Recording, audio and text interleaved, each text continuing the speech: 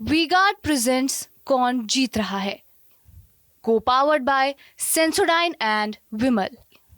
बोलो जुबां केसरी।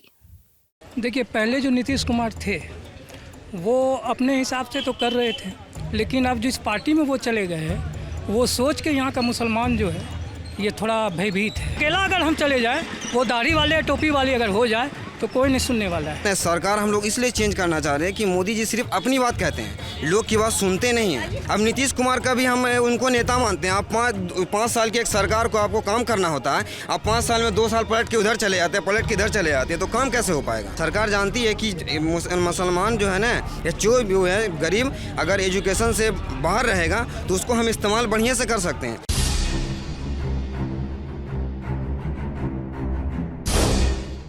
नमस्कार, मैं हूं पंकज कुमार। मैं इस वक्त मुंगेर के हजरतगंज चौक पे खड़ा हूं और हजरतगंज चौक की समस्या क्या है तो ये सड़कें बयां कर रही हैं। मैंने यहाँ काफ़ी लोगों से बात की, उन लोगों का कहना था कि देखिए ये सड़क किस तरह से खस्ता हालत में है और यहाँ के जो नुमाइंदे हैं वो हमारी सुनते नहीं हैं। यहाँ बीजेपी से विधायक हैं और सड़क बनवाने की जिम्मेदारी विधायक की होती है और निश्चित तौर पर यहाँ का जो सड़क है जिसकी खस्ता हालत है वो हम आपको दिखा रहे थे। ये देखिए, चौक के पास ज़बरदस्त लीकेज हुआ है, यहाँ पर काफ़ी सारे मज़दूर काम करने में लगे हुए हैं। लेकिन इस जगह की जो बहुत बड़ी खासियत ये है कि ये खानका मोड़ भी कहा जाता है, क्योंकि पीछे जो आप ये उजली इमारत देख रहे हैं वो खानका है। लोग यहाँ पर शिक्षा लेने के लिए, एजुकेशन लेने के लिए दूर दराज से आते हैं और यहाँ के जो काफ़ी प्रसिद्ध व्यक्ति थे वली रहमानी साहब, जिनका इंतकाल हो चुका है, उन्होंने ये खानका की शुरुआत की थी और इस खानका की शुरुआत 1901 से हुई थी। अब सवाल उठता है कि आखिरकार इस जगह की जो समस्या है उसको लेकर के लोग क्या सोचते हैं, इस बारे में हम लोगों से बात करेंगे, क्योंकि बहुत सारे लोग हैं जो कि यहाँ पर मौजूद हैं, वो अपनी समस्याओं को बताना चाहते हैं। चुनाव का समय है, इनको अपना सांसद चुनना है और निश्चित तौर पर अपने कौन से प्रतिनिधि को ये चुनेंगे, इनके मन में कई तरह की संशय है, शंका है कि आखिरकार हमारे समस्याओं का निवारण कौन करेगा। सर, आपका नाम क्या हुआ? मेरा नाम सुहेल अहमद जी। आप क्या करते हैं? अब सिर्फ करते क्या है, बच्चे सब कमाते हैं, हम खा लेते हैं। अच्छा, अब आप रिटायर हो गए? जी हाँ। हाँ, तो आप यहीं पर रहते हैं? हाँ, इसी जगह रहते हैं, इसी मोहल्ले में रहते तो हैं। इस जगह की समस्या क्या विकराल है और आप जिनको चुनते हैं वो आपकी समस्याओं का निवारण नहीं करते हैं? लोग बता रहे थे ये सड़क नहीं बन रहा है, जर्जर हालत में है। उनको तो खुद ही जितने भी प्रतिनिधि हैं जो यहाँ से भेजे गए, उनको तो खुद ही पता आए देखे वो ये किस लायक है। क्या हम लोगों के लायक है कि जो चल सके, या बच्चों के लायक है कि इस रोड से गुजरे।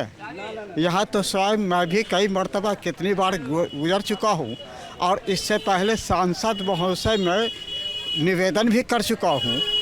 और इसी तरह से जो यहाँ के जो ये तो हो गए, ये प्रतिनिधि हमारे हो गए, इसी तरह से जिम्मेदार पदाधिकारी तक मैंने इस बात को रखा, बाज़ाब्ता लिखित तक रखा, मगर फिर भी जो हाल है वो आपके सामने है। तो इस बार आप जब वोट करेंगे तो आपके जहन में मुद्दा क्या होगा? किस मुद्दे पर आप वोट करेंगे? मेरे मुद्दा के क्या है, अब है कि हमारे तो अब तो रिटायर हो गए, मगर ऐसे मुद्दा है कि विकास के नाम पे तो बहुत कुछ करते हैं, मगर सबसे बड़ा पेट का मामला है। कुछ समस्या नहीं आ पाता है, जैसे रोज़गार का मामला, नौकरी का मामला, ये नहीं। कम से कम अगर जो भी बनाया आने जाने वाले रोड को इस लायक बना रहे, कम से कम अगर ना कुछ करे तो जैसे पहले था पुनः उसी तरह कर दिया जाए। अच्छा, आप क्या कहना चाहेंगे? आपका नाम क्या है, आप क्या करते हैं? मेरा नाम मोहम्मद अमजद है, अब पूर्व वार्ड पार्षद है, इस वार्ड नंबर 39 से। अच्छा, आप पार्षद हैं? रहे 15 साल। तो ये सड़क का निर्माण क्यों नहीं हो रहा है? लोग काफ़ी परेशान है, कहते हैं कोई सुनता नहीं। पिछले वर्ष जुलाई में इसका टेंडर हुआ था, मगर समस्या ये है सीवरेज वाला ने NOC नहीं दिया अभी तक। अच्छा, इससे हम भी परेशान है। ऐसी बात नहीं है कि लोग की समस्या है, तो हमारी समस्या है। हम भी परेशान हैं। सीवरेज वाले ने और जो जेएमसी वाले हैं ना काम कर रहे हैं, अभी तक एनओसी नहीं दिया है। अच्छा, आप इस इलाके के रहने वाले हैं, आप मुस्लिम समाज से आते हैं, आप बताइए कि इस चुनाव में आपके जहन में मुद्दा क्या है, किस मुद्दे पर आप वोट करने जाएं? देखिए, मुद्दा यही है, सबसे पहले तो आदमी का पेट भरना चाहिए। सबसे बड़ा समस्या ये है, ना आदमी रोज़गार है, ना नौकरी है, कुछ है नहीं। खाली एक ठो माहौल क्रिएट करा जाता है कि राम मंदिर बनना है, ये बनना है, वो बनना है। ये तो बात नहीं, उससे बात नहीं चलेगी ना। चलना है कि रोज़गार कैसे चले, घर कैसे चले, बाल बच्चा लोग पढ़े लिखे कैसे, एजुकेशन कैसे हो, सब समस्या यही है। और हम लोग का मूल समस्या है रोज़गार की समस्या। रोड सड़कें तो बात की बात है, वो तो बनती रहती है और टूटती रहती है। हालांकि 2002 में ये बनी है सड़क, और आज के बाद तक सब फिर कोई सुनवाई नहीं हुआ। हम लोग भी नगर निगम से जुड़े हैं, मगर बोलते बोलते भी रह गए। फिर अभी बाद में लास्ट टाइम में टेंडर हुआ इस सड़क का, और हम लोग रोज़ आते जाते हैं, मुंह में डस्ट, पूरा नाक वाक में बीमारी, कितना ये सब चीज़ से बीमारी हो गया, लोग बीमार हो गए डस्ट खाते खाते। तो समस्या यही है कि भाई सबसे पहले आदमी को खाना रोजगार चाहिए कि ना कि। तो रोजगार के लिए क्या आप परिवर्तन चाहते हैं? बिल्कुल जी सर, बिल्कुल परिवर्तन चाहते हैं। अपना नाम बता दीजिए, आप क्या करते हैं? मोहम्मद शहनवाज आलम, बिजनेस करते हैं। अच्छा, तो बिजनेस में आपको खासा दिक्कत आ रही है? जी ज़रूर दिक्कत आ रही है सर। सर अगर लोगों के पास पैसा रहेंगे तभी ना लोग अच्छे से कर पाएंगे शादी विवाह। हमारा टेंट हाउस का कारोबार है सर। नहीं, नीतीश जी कहते हैं 94 लाख लोगों को हमने चिन्हित किया है जिनको 2 लाख रुपया दिया जाएगा रोजगार करने के लिए। नीतीश जी कहते हैं हमने कब्रिस्तान को गिरवाया, हमने मदरसे के शिक्षकों को सरकारी शिक्षक के बराबर वेतन दिया। तो क्या इन सब चीज़ों, ये सारी चीज़ें आप तक नहीं पहुंची हैं, इन इलाके में नहीं पहुंची? सर देखिए, कहने के लिए तो बहुत लोग कुछ कहते हैं, मगर पेपर पे ही सारा काम रहता है सर। अगर एक आध 2 कब्रिस्तान को घेराबंदी कर दिया जाए तो पूरे नहीं हो जाते, ये पूरे नहीं हो सकते हैं। ऐसे तो चुनावी जुमला है, लोग आते हैं, कहते हैं, चले जाते हैं, और क्या। अच्छा, तो आप मानते हैं चुनावी जुमला है? बस और कुछ नहीं है। आप कुछ कहना चाहेंगे? नहीं कैदिस भैया लोग, हम लोग क्या कहेंगे। आपका क्या नाम है? मोहम्मद दानिश। आप क्या करते हैं दानिश साहब? कपड़ा का फेरी करते हैं। अच्छा, कपड़ा का फेरी करते हैं जी। इस जगह का मसाइल क्या है, मुद्दा क्या है? इस जगह का मुद्दा तो बहुत सारा है, लेकिन अभी आप यहाँ आए तो आप खुद ही देख रहे हैं कि मुद्दा क्या है। 15 साल से ये रोड नहीं बना है। जैसे बरसात उरसात आता है तो इस तरह का यहाँ माहौल होता है, आप पैदल नहीं चल सकेगा, इतना कादू कीचड़ इस रोड पे होता है। और बहुत बार जो है डीएम साहब को भी लिख दिया गया, और हमारे मंत्री महोदय ललन सिंह जी को भी लेटर दिया गया, कोई इसका सुनने वाला है नहीं। समझ लिए, ललन सिंह तो इस मुंगेर का MP है ही नहीं, मैंने जीत के जो जाते फिर आना है नहीं इसको। नाली पानी की बात तो इन्होंने की, सड़क की बात की। क्या यहाँ के मुसलमान असुरक्षा की भावना महसूस करते हैं? क्या असुरक्षा मुद्दा है क्या? मैं इसलिए आपसे ये सवाल कर रहा हूँ क्योंकि नीतीश कुमार घूम करके कहते हैं कि हमारे राज्य में कोई दंगे नहीं हुए, फसाद नहीं हुए, किसी तरह की ऐसी बात हमने होने नहीं दी। आप इस बात से कितना सहमत हैं? क्योंकि 2020 में इसी शहर में काफ़ी ज़्यादा बवाल हुआ था जब चुनाव का समय था, इसलिए मैं आपसे पूछ रहा हूँ कि क्या इस तरह का भी मुद्दा आपके जहन में होता है? देखिए, पहले जो नीतीश कुमार थे वो अपने हिसाब से तो कर रहे थे, लेकिन अब जिस पार्टी में वो चले गए हैं, वो सोच के यहाँ का मुसलमान जो है ये थोड़ा भयभीत है कि आने वाले समय में पता नहीं ये उसके साथ मिलकर क्या करे मुसलमान के साथ, ये कोई गारंटी उनकी नहीं है। जब चूँकि वो कभी इधर कभी उधर रहते हैं, तो सबसे बड़ी बात है कि मुसलमान तो थोड़ा असुरक्षित महसूस करता है यहाँ पे। अच्छा, मुसलमान असुरक्षित महसूस करता है। लॉ एंड ऑर्डर अभी भी समस्या है। लॉ एंड ऑर्डर ये है कि अगर हम अकेले हैं तो वो सुनेगा नहीं, हम किसी के ज़रिए से अगर वहाँ तक जाते हैं, चाहे वो पॉलिटिकल आदमी हो या जो है, तो कुछ सुनता है। लेकिन अकेला अगर हम चले जाएं, वो दाढ़ी वाले टोपी वाले अगर हो जाए तो कोई नहीं सुनने वाला है। अच्छा, तो आप क्या चाहेंगे कि परिवर्तन हो, केंद्र में सरकार बदले, या आप चाहते हैं कि केंद्र में सरकार यही रहे, सांसद बदल जाए, विधायक बदल जाए? केंद्र में सरकार बदलनी चाहिए, क्योंकि माहौल जो है केंद्र का पूरे हिंदुस्तान का बहुत ख़राब है, और डरा के काम करते हैं, गलत सलत बोलते रहते हैं। उनकी एक भी बोली, हमारे प्रधानमंत्री हैं, उनकी एक भी बोली अच्छी नहीं लगती है कि वो क्या बोल रहे हैं।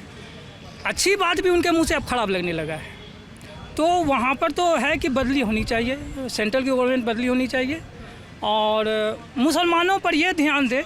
वो कुछ नहीं चाहता है कि हमको बहुत कुछ चाहिए, लेकिन सुरक्षा चाहिए उनको। सुरक्षा चाहिए। आप क्या कहना चाहेंगे? आपका शुभ नाम क्या हुआ? मोहम्मद नईम। क्या करते हैं नईम साहब आप? सिलाई का काम करते हैं। क्या चीज़ का? सिलाई का काम करते हैं। आपका काम कैसा चल रहा है? काम क्या, जब से ये सरकार आया खाली सुन रहे हैं, लेकिन काम तो बड़ा बड़ा नहीं। मार्केट एकदम डाउन है, तो मार्केट डाउन रहेगा तो काम किधर से मिलेगा आदमी को? तो सिलाई के लिए सरकार कहती है कि हमने विशेष व्यवस्था किया है, रोजी रोजगार के लिए हम लोन देते हैं, तो क्या वो सारा लोन आप तक नहीं पहुंचता है? नहीं, सब लोन नहीं पहुंच पाते हैं। आज का बाजार का स्थिति आप देख लीजिए ना, खुद मालूम पड़ जाएगा क्या बाजार का। इतना मोहल्ले के जवान लड़का बेरोजगार घूम रहे हैं, किधर काम मिल रहा है उनको?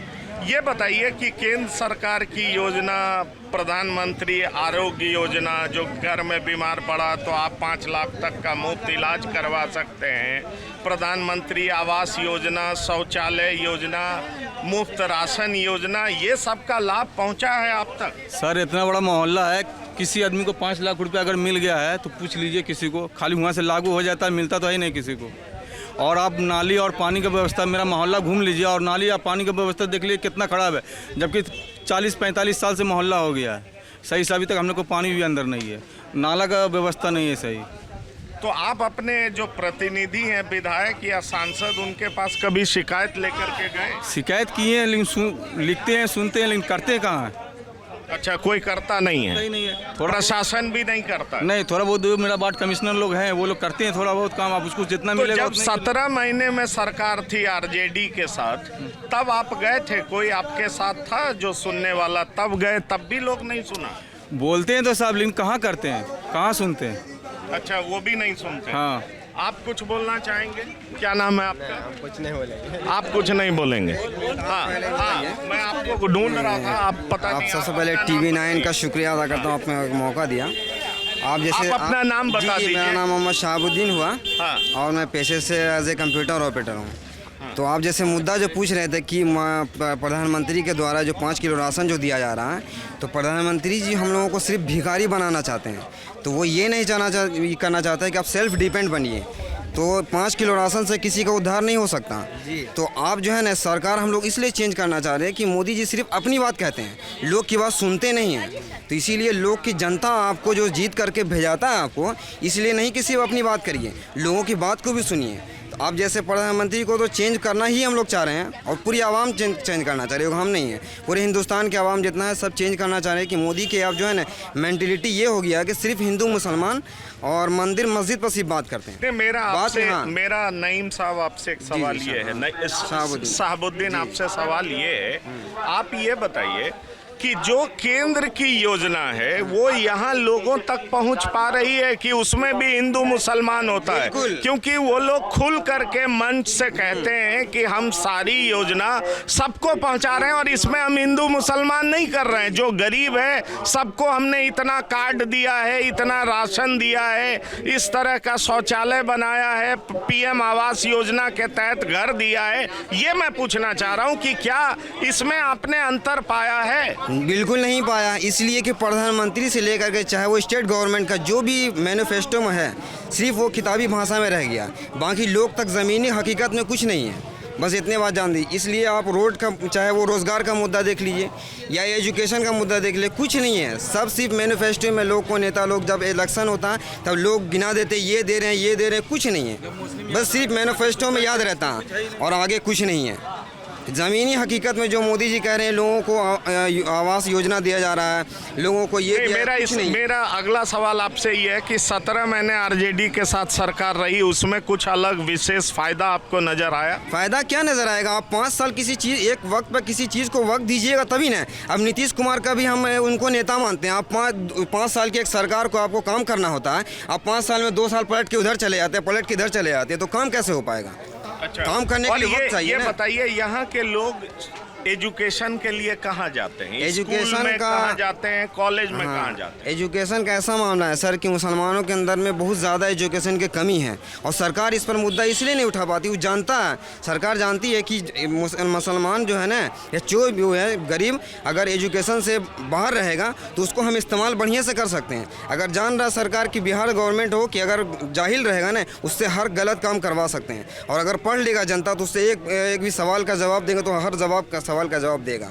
इसीलिए सरकार चाहती है कि हर लोग जाहिल रहें, और मुसलमानों में जो है ना बहुत एजुकेशन की कमी है, और बिहार सरकार जो है ना चाहती है कि हर एजुकेशन वो लोग में आए, लेकिन ऐसा सब में नहीं हो पा रहा क्योंकि मुसलमानों को खास तौर से नीतीश जी को ध्यान देना चाहिए, वो नहीं हो पा रहा। साहब ने खानकाह बनाया जी, और यहाँ से वली रहमानी साहब ने सुपर 30 शुरू किया, कई लोगों को इंजीनियर बनाने की कोशिश की, वो कितना कामयाब है यहाँ? देखिए उनका जो है रहमानी 30 जो है वो क्या है कि एक तरह से फ्री में बच्चे को पढ़ाने का एक मतलब चलन चला था, जो कि आपका पटना में एक भवन मिला था नीतीश कुमार के तरफ से, जो कि आज उनको क्या किया गया रहमानी 30 की तरफ से फिर वो बिल्डिंग को छीन लिया गया, क्योंकि ये वली रहमानी साहब चाह रहे थे कि मुसलमान बच्चों का, आवाम का, बच्चों का जो है ना भविष्य अच्छा हो सके।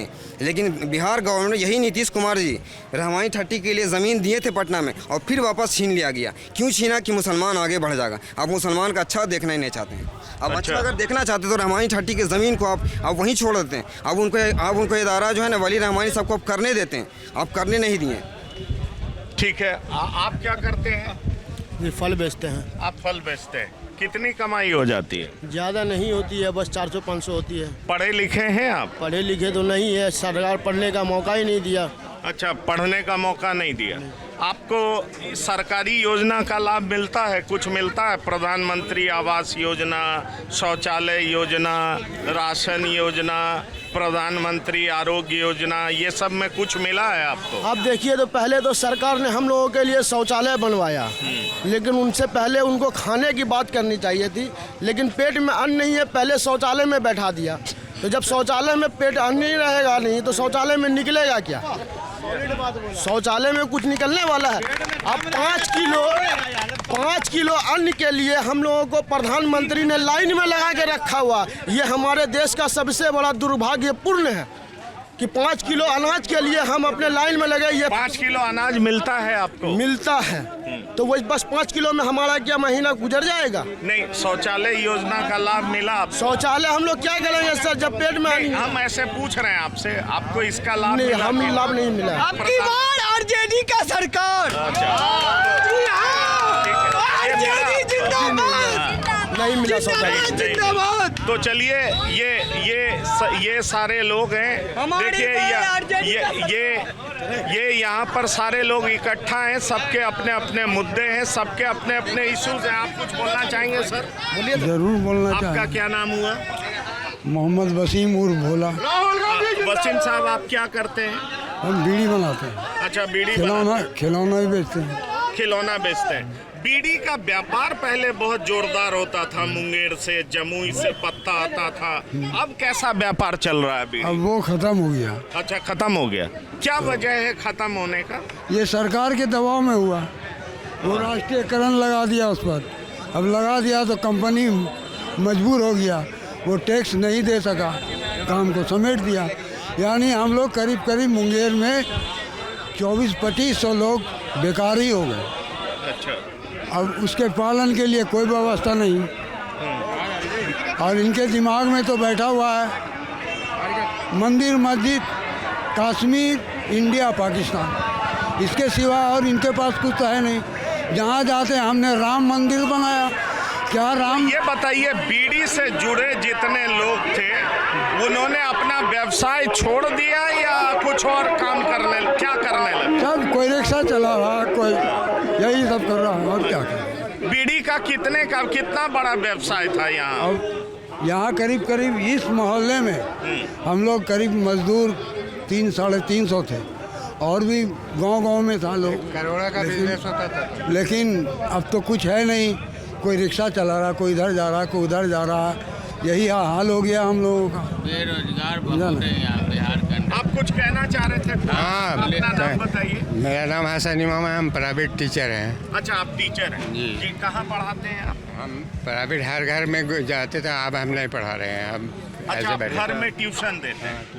हाँ, तो आप तो सबसे पहली बात है कि जितनी भी सरकार आई, चाहे वो जो है डीपी यादव के टाइम का हो या मधुलिमे के टाइम का हो या फिर जो है ये मुंगेर की बदकिस्मती है जो कि यहाँ कोई अच्छा नेता नहीं मिला। अपना फ़ायदा उठाया, अब वोट तक जो है मतलब कि हाथ थपथपाते रहा, उसके बाद जो है किनारे हो गया। आज तक इसका मुंगेर के विकास के लिए कोई नेता नहीं किया। वोट के टाइम में आता है, जैसे मेढक बरसात आता है, बरसाती मेढक की तरह ऊपर हो जाता, फिर गायब हो जाता। अभी 2001 में अबुल कलाम आज़ाद साहब जो आए थे, उसी में ही रिपेयरिंग हुआ था। उसके बाद से ये रोड जो है जैसा है आज तक नहीं बना। तो ये खानकाह में कितने बच्चों को शिक्षित किया जाता है? यहाँ 500 से कम नहीं, 700-750, 1,000 के लगभग है। समझा? यहाँ लोग बहुत सारे लोग अच्छे लोग आते हैं, तभी इस रोड का लिया। तो यहाँ के बच्चे सब शिक्षा के लिए यहीं जाते हैं? बाहर से भी आते हैं, बाहर से किशनगंज, पूर्णिया, कटिहार, ये सब जो है ऑल इंडिया से बच्चा आता है। और यही चिराग के तले जो है साला घर अंधेरा है। तो चिराग के तले अंधेरा क्यों है? गरीबी के कारण है या नेता के कारण है। हाँ। नेता यहाँ सही नहीं आता है, काम किया, जीता, चला गया, बस। चलिए, तो ये देखिए लोगों के अलग अलग मुद्दे हैं, पर एक बात जो यहाँ पर साफ समझ में आता है कि मुस्लिम समाज इस बात को लेकर के बेहद चिंतित है कि उसका रोजी रोजगार छिन गया है। जहाँ तक डेवलपमेंट का सवाल है तो इनका कहना है कि चाहे किसी भी पार्टी का नुमाइंदा रहा हो, उसने हमें वोट की तरह इस्तेमाल किया लेकिन हमारे लिए कुछ नहीं किया। और शायद यही वजह है कि ये जो खस्ता हालत सड़कों का आप देख रहे हैं वो इसका एक प्रत्यक्ष उदाहरण है, जिस वजह से आज तक सड़क का निर्माण नहीं हुआ। एक शिक्षक कह रहे थे कि जब पूर्व राष्ट्रपति अबुल कलाम साहब जब यहाँ पर आने वाले थे उसी समय इस सड़क का निर्माण कराया गया, लेकिन उसके बाद रिपेयर कराया गया, उसके बाद इस सड़क पर किसी ने ध्यान नहीं दिया। तो सवाल रोजगार का है और रोजगार सबके जेहन में सबसे ऊपर नजर आता है। इसलिए लोग ये कहते हैं कि रोजगार को लेकर के निश्चित तौर पर कुछ ना कुछ सरकार को करना चाहिए। अब ये देखना होगा कि जो लोग जितना मुखर रोजगार को लेकर के हो रहे हैं वो वाकई में वोट अपना किसको डालते हैं, किन से इनको उम्मीदें हैं और इनकी उम्मीदों पर कौन खड़ा उतरता है। इस समय मुंगेर के हजरतगंज चौक से मैं अपने साथी जेरी और अंकित मिश्रा के साथ TV9 मुंगेर से। धन्यवाद, नमस्कार।